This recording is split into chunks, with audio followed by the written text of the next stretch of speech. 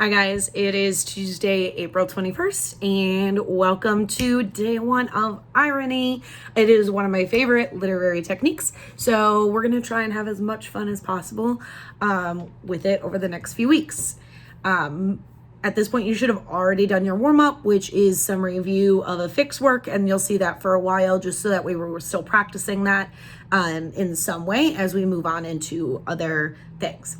Your aim for today, Kipsters will be able to identify different types of irony based on text. So, I know you've learned this before. We've talked about it throughout the year, but I'm just going to be really clear on a couple of notes, and then there's going to be a check for understanding that you fill out before we get into my example. Really hope that you guys are listening to the video as you work. I know that was like something that some of us were missing questions last week when I was going over on the video, so hopefully we've fixed that by now.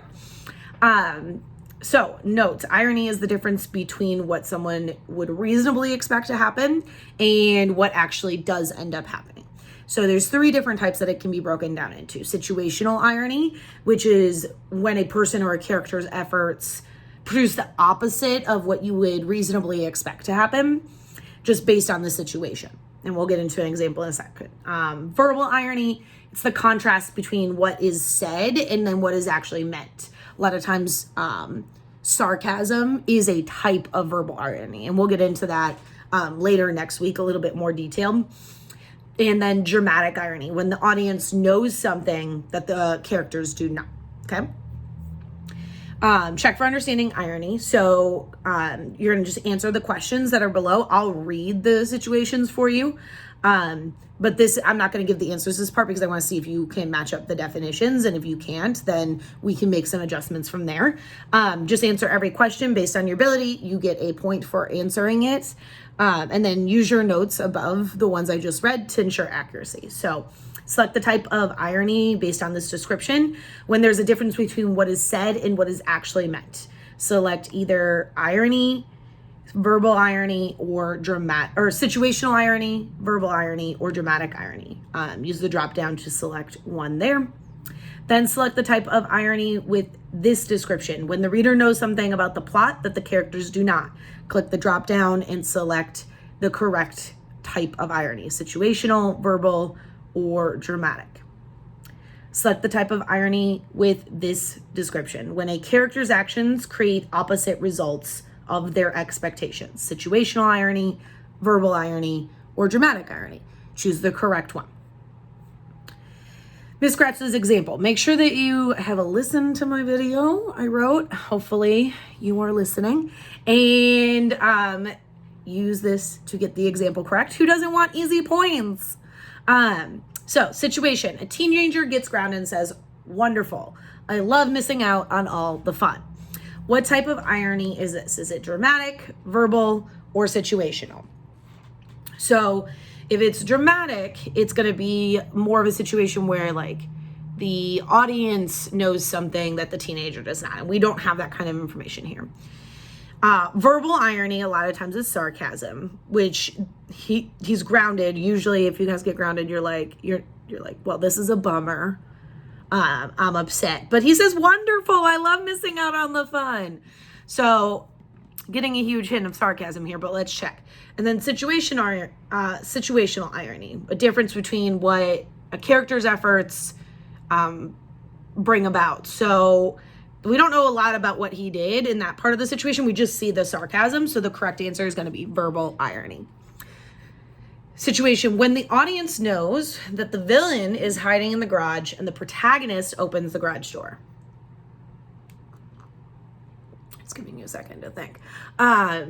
So right here, it directly says audience knows something, and that's usually a clue. There's going to be a couple tricky ones down the line where that trips you up. You have to read. But when the audience knows something that the other characters do not. So the audience know that the villain is hiding in the garage and the protagonist opens the garage door. And it would seem that the protagonist does not know that the villain's hiding in there when they open up before they open the garage door. So our answer for that is dramatic irony. Situation, when a police officer gets a speeding ticket. So police officers are known for enforcing the law, or should be known. We all probably have feelings about that, I'm sure. But, you know, they're supposed to be known for enforcing the law, and one of those laws would be speeding laws. So the irony is that someone who is making efforts to be an officer of the law, we have to assume, is breaking the law and getting that speeding ticket. So that is what we would call situational irony. Make sure you select situational irony. Now it's your turn. There are 4 practice questions. With irony, you're just identifying the type of irony, and there's 2 times where it asks you to explain why you said that was the why it was ironic. So you just explain in a short answer. Doesn't need to be super long, like 1 sentence. If it was meant to be a game that we played in class, but we're not together, unfortunately. So you would have had like little task cards, and you'll see I put the pictures in there to try and make it a little bit fun. I'm just like bummed out that I'm not with you guys, because this one was a lot of fun. We did like a lot of partner work and games and stuff. So again, I'm trying to bring some of that through. You'll see some cartoons later on in the weeks. So hopefully that makes it fun for us. Then you have a section for reading skills. Today it is just basic Plot Mountain type questions. And then you have your Lexia. Tomorrow you'll see the same story, which I'm about to read aloud for those who would like to hear it. But different types of questions related to literary techniques. So if you don't want to listen to the story, you can go ahead and pause here, finish up this page, hit next. If you want to hear the story, go ahead and listen, and then hit next, okay? It was a big day in the Higgins household. Little Timmy started to crawl. Carol and Tom Higgins were certain that their little guy was a genius. He seemed to crawl at an unprecedented speed. It was during one of his crawling adventures that the Higgins looked at each other and realized that they had better start baby-proofing the house. Instantly, they grabbed a collection of plug protectors and started to install them in each unit.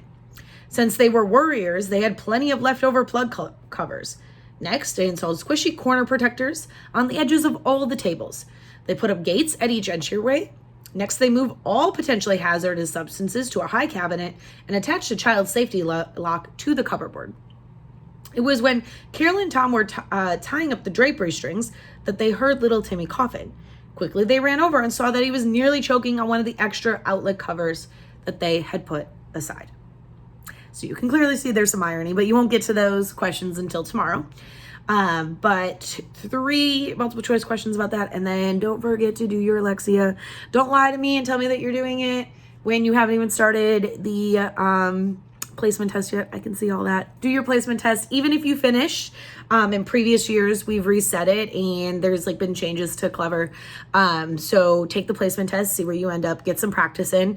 Yeah.